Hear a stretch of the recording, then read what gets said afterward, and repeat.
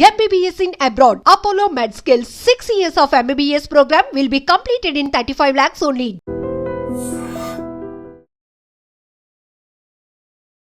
Welcome to I dream. నా పేరు Lumbini. Investment challenge చాలా మందికి ఉంటుంది, కాకపోతే ఎప్పుడు ఎక్కడ ఎలా ఇన్వెస్ట్ చేయాలి, ఆ proper research analysis and plan అనేది ఇంపార్టెంట్ కదా. సో ఇవన్నీ మనకి ఎక్స్ప్లెయిన్ చేయడానికి టుడే వీ హ్యావ్ సాల్మన్ బొనికల గారు, ప్రముఖ మ్యూచువల్ ఫండ్స్ అలాగే AIF and PMS distributor. Let's talk to him. Hello sir, నమస్కారం. నమస్తే అమ్మా. సార్, ఫస్ట్ ఆఫ్ ఆల్ ఒక ఇన్వెస్టర్ ఇన్వెస్ట్ చేసే ముందు కానీ ఇన్వెస్ట్ చేసేటప్పుడు కానీ ఆ ప్రాపర్ లైఫ్ సైకిల్ ఎలా ఉండాలి, at the same time youth కానీ మిడిల్ ఏజ్డ్ పర్సన్ కానీ ఇన్ జనరల్ ఒక కామన్ మ్యాన్ ధనవంతులు అవ్వాలి అంటే ఏం చేయాలి? చూడమ్మా లుంబిని, ఇప్పుడు మనం ఇన్వెస్టర్ లైఫ్ సైకిల్ చూస్తే 4 రకాలుగా ఉంటుంది. ఓకే. ఫస్ట్ వన్ ఏమిటంటే అక్యుములేషన్ పీరియడ్. సుమారుగా 25 ఆ ఏజ్లో జాబ్ వచ్చింది అనుకుంటే, ఉద్యోగం కానీ బిజినెస్ కానీ పెట్టారనుకుంటే, సుమారు 25 నుంచి 35 లేదా 40 వరకు అక్యుములేషన్ పీరియడ్ అంటారు. ఆ టైంలో ఏమిటంటే ఆ యూత్కి వచ్చే డబ్బు కంటే జనరల్గా ఖర్చు ఎక్కువ ఉంటుంది. అంటే సరే, తక్కువ ఇన్కమ్ ఉంటుంది, కొంచెం ఖర్చులు ఎక్కువ ఉంటాయి. అయితే ఆ టైంలో కూడా ఇన్వెస్ట్ చేస్తే మంచిది, భవిష్యత్తు కోసం ఇన్వెస్ట్ చేసుకుంటే మంచిది. ఆ టైంలో ఇన్వెస్ట్ చేసినప్పుడు మీకు ఈక్విటీస్లో అంటే స్టాక్ మార్కెట్లో కంపెనీస్లో ఓనర్షిప్లో నష్టాలు వస్తే కూడా మనం వెయిట్ చేసే టైం ఉంటుంది. ఓకే. తర్వాత సెకండ్ పీరియడ్ ఏమిటంటే కన్సోలిడేషన్ పీరియడ్. అంటే 40 నుంచి 60 వరకు ఏమవుతుందంటే ప్రమోషన్స్ వల్ల కావచ్చు, ఎక్స్పీరియన్స్ వల్ల కావచ్చు, బిజినెస్లో అనుభవం వల్ల కావచ్చు, ఇన్కమ్ మీకు ఎక్కువ ప్రొడ్యూస్ అవుతుంది. అక్కడ మీకు ఏమిటంటే ఇన్కమ్ ఎక్కువ ఉంటుంది కంపేర్ టు ఎక్స్పెన్సెస్. ఖర్చుల కంటే కూడా సక్సెస్ అయ్యి ఉంటారు మీరు జనరల్గా. కొన్ని సందర్భాలు వేరు ఉండొచ్చు. ఇది కన్సోలిడేషన్ పీరియడ్. ఇక్కడ కూడా మీ భవిష్యత్తు అవసరాల కోసం, అంటే రిటైర్మెంట్ కోసం కావచ్చు, ఒక హౌస్ ప్లాన్ చేసుకోవటం కోసం కావచ్చు, ఒక కారు కోసం కావచ్చు, లేదంటే వెకేషన్స్కి వెళ్ళటానికి కానీ, లేదంటే ఒక ఫైనాన్షియల్ సంపద సృష్టించుకోవటం కోసం టైం ఉంటుంది. 40 ఇయర్స్లో మీరు ఇన్వెస్ట్మెంట్ స్టార్ట్ చేస్తే కూడా 55 వరకు, 60 వరకు, 50 వరకు, అంటే 10 ఏళ్ళు, 15 ఏళ్ళు, 20 ఏళ్ళు మీరు మంచిగా ఇన్వెస్ట్ చేసుకోవచ్చు. దీన్ని కన్సోలిడేషన్ పీరియడ్ అంటారు. ఇక్కడ మీకు డబ్బు ఎక్కువ వస్తుంది, ఖర్చు తక్కువ ఉంటుంది జనరల్గా. సో దీన్ని కూడా మీరు అక్యుములేషన్ పీరియడ్ని, కన్సోలిడేషన్ పీరియడ్ని మీరు చక్కగా యూజ్ చేసుకోవాలి ఇన్వెస్టర్స్. మన ఎపిసోడ్ చూస్తున్న వాళ్ళు వాళ్ళ ఏజ్ని బట్టి. తర్వాత మూడవది ఏమిటంటే అమ్మా స్పెండింగ్ పీరియడ్ లైఫ్ సైకిల్. ఇక్కడ ఏమిటి 58, 60 వస్తాయి అనుకోండి, జనరల్గా వాళ్ళకి రిటైర్మెంట్, అది ప్రైవేట్ కావచ్చు, గవర్నమెంట్ కావచ్చు, ఉద్యోగం రిటైర్ అయ్యే స్టేజ్ అది. ఆ టైంలో వాళ్ళకి ఇన్కమ్ ఉండదు, ఓన్లీ ఖర్చులు మాత్రమే ఉంటుంది. దాన్ని స్పెండింగ్ లైఫ్ సైకిల్ పీరియడ్ అంటారు. ఈ టైంలో ఏంటంటే ఇన్వెస్టరు ఇక్కడ ఇన్వెస్ట్మెంట్ కంటే కూడా ఇన్వెస్టర్ని మనం చూడాల్సింది ఏమిటంటే యాజ్ ఎ డిస్ట్రిబ్యూటర్ కానీ, ఫైనాన్షియల్ ప్రొఫెషనల్ కానీ, ఇన్వెస్టర్ కూడా ఏం చూడాలంటే జనరల్గా ఈ టైంలో వాళ్ళకి ఇన్కమ్ ఉండదు. సో వాళ్ళ డబ్బుని వాళ్ళు రిస్క్లో పెట్టుకోలేరు. వాళ్ళ క్యాపిటల్ సేఫ్గా ఉండాలి, అసలు తగ్గకుండా సేఫ్గా ఉండాలి. ఇది 60 ఇయర్స్ నుంచి అరౌండ్ 75 వరకు వాళ్ళకి ఫ్రీ ఉండాలి. వాళ్ళకి రిస్క్ తీసుకునే సామర్థ్యం జనరల్గా ఉండదు. పైగా క్యాపిటల్ రిస్క్లో ఉండకూడదు, పైగా రెగ్యులర్ ఇన్కమ్ రావాలి వాళ్ళకి. వాళ్ళు జీవించడం కోసం పెన్షన్ ఉంటేనేమో ఓకే, గవర్నమెంట్ ఎంప్లాయీస్ కొంతమందికి పెన్షన్ ఉంటే ఓకే, వెల్ అండ్ గుడ్.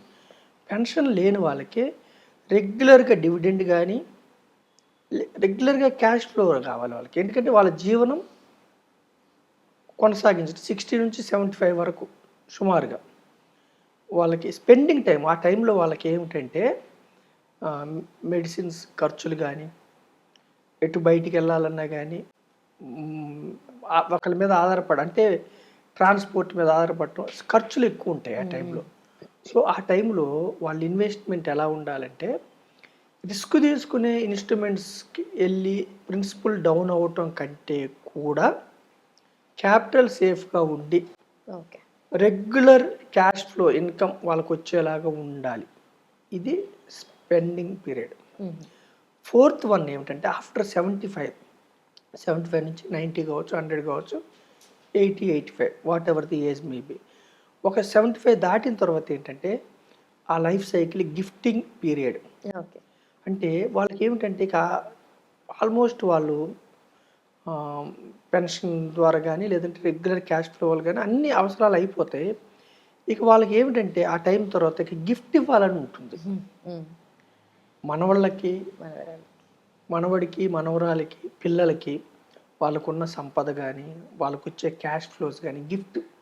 అంటే ఇక వాళ్ళ కోసం ఇన్వెస్ట్మెంట్ చేయరు వాళ్ళు. వాళ్ళకి ఎక్సెస్ మనీ వస్తూ ఉంటుంది, సేఫ్ జోన్లో ఉంటారు. మనవాళ్ళ కోసం, నెక్స్ట్ జనరేషన్ కోసం, లేదంటే చారిటీ అంటే దేవాలయాలకు కానీ లేదంటే చర్చిలకు కానీ మసీదులకు కానీ వాళ్ళ ఇష్టం, వాళ్ళ మతాన్ని బట్టి.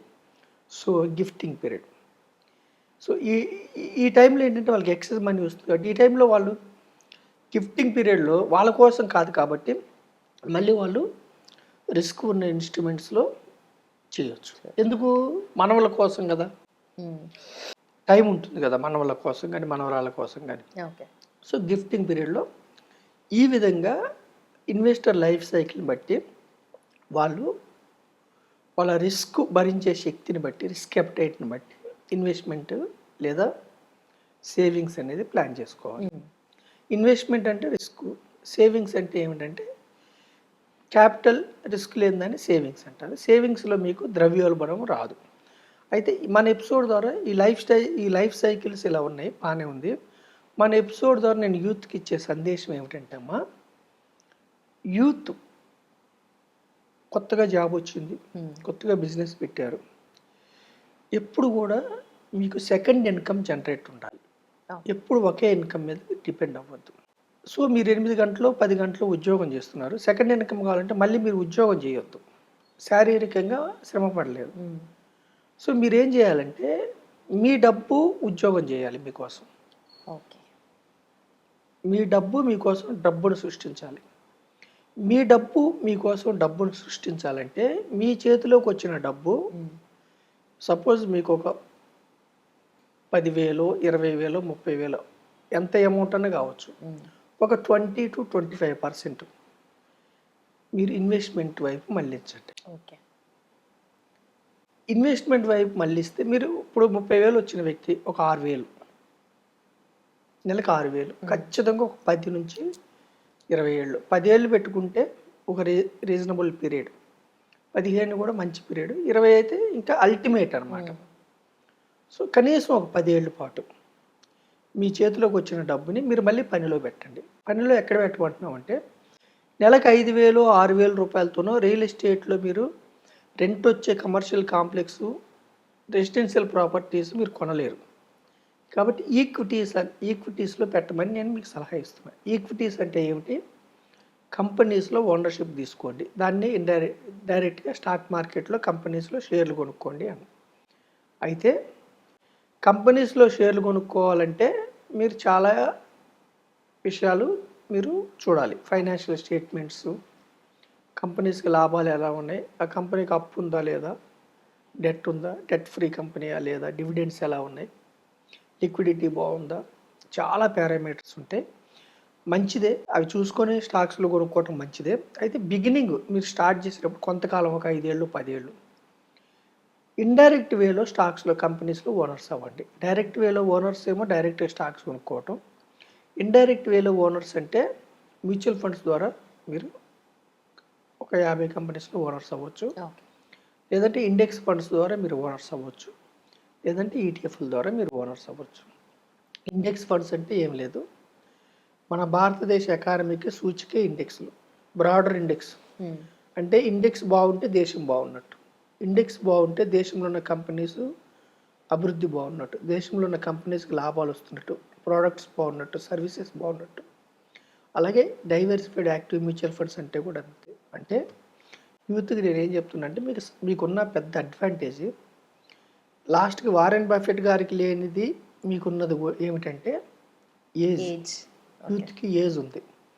ఈ ఏజ్లో మీరు పెట్టిన తర్వాత 1 ఇయర్కి డబ్బు డౌన్ అయింది, లేదంటే ఒక 3 ఇయర్స్కి కరెక్షన్ వచ్చింది మార్కెట్, అది ఆపర్చునిటీ మీకు.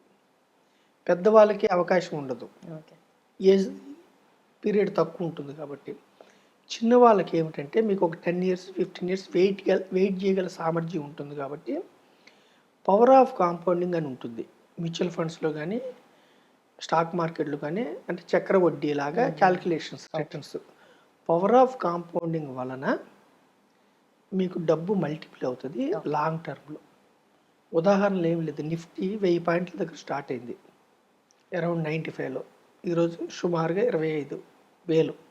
అంటే 1000-25,000 ఇక్కడ అర్థం కాదు, ₹1,00,000 పెట్టిన వాళ్ళకి 25 lakhs అయింది. ఓకే. ఓకేనమ్మా. సెన్సెక్స్ 100 పాయింట్ల దగ్గర స్టార్ట్ అయింది, సుమారుగా 82-83,000. అంటే ₹1,00,000 పెట్టిన వాళ్ళకి 8 కోట్ల పైన అయింది సంపద. అంటే 12-14% కంఫర్టబుల్గా రిటర్న్స్ వస్తున్నాయి. అయితే ఏదన్నా చిన్న స్టాక్స్ కొనుక్కుంటే జీరోలు అయ్యే అవకాశం ఉంది, డైరెక్ట్గా స్టాక్స్ కొనుక్కుంటే కొన్ని జీరోలు అయ్యే అవకాశం. స్టాక్ మార్కెట్లో 2 ఉంటాయి, అయితే మిక్కిలి ధనవంతులు అవ్వచ్చు, లేదంటే డబ్బులు పోగొట్టుకొని పేదవాడు అవ్వచ్చు. కాబట్టి నేనేం చెప్తున్నానంటే మీరు సింగిల్ కంపెనీస్, పెన్నీ స్టాక్స్, చిన్న చిన్న కంపెనీస్ కాకుండా గ్రూప్ ఆఫ్ కంపెనీస్లో ఇండెక్స్ ఫండ్స్, ఈటీఎఫ్లు, డైవర్సిఫైడ్ ఈక్విటీ మ్యూచువల్ ఫండ్స్లోకి రండి. వచ్చిన కొంతకాలం తర్వాత మీరు ఇంకా రిస్క్ తీసుకునే సామర్థ్యం వచ్చి మీకు స్టాక్స్ గురించి అర్థమైన తర్వాత అప్పుడు మీరు డైరెక్ట్ స్టాక్స్లోకి వెళ్ళవచ్చు. సో నేనేం చెప్తున్నానంటే కామన్ మ్యాన్కి మీరు సాఫ్ట్వేర్, మన బీటెక్ ఎంటెక్ చదవకపోయినా పర్లేదు, సాఫ్ట్వేర్ కంపెనీస్లో ఓనర్స్ అవ్వచ్చు. మీరు ఎంబీబీఎస్ ఎండి చదవకపోయినా పర్లేదు, డాక్టర్ అవ్వకపోయినా పర్లేదు, హాస్పిటల్స్లో ఓనర్స్ అవ్వచ్చు. ఈ ఆపర్చునిటీ క్యాపిటల్ మార్కెట్స్లో ఉంది. సో క్యాపిటల్ మార్కెట్స్, ఫైనాన్షియల్ మార్కెట్స్ని మీరు అర్థం చేసుకొని గ్రూప్ ఆఫ్ కంపెనీస్లో ఓనర్స్ అవ్వమని నేను మీ ద్వారా ప్రజలకు సందేశం ఇస్తున్నాను. Perfect sir. నిజంగానే మీరు చెప్పిన ఆ వారెన్ బఫెట్కి అండ్ యూత్కి ఉన్న అడ్వాంటేజ్ ఏజ్ అన్నారు కదా, ఆయనకు లేనిది మనకు ఉంది అని చెప్పేసి, దట్ నిజంగా చాలా మోటివేటింగ్ ఫ్యాక్టర్ అనిపిస్తుంది అది. Thank you so much sir. Thank you అమ్మా.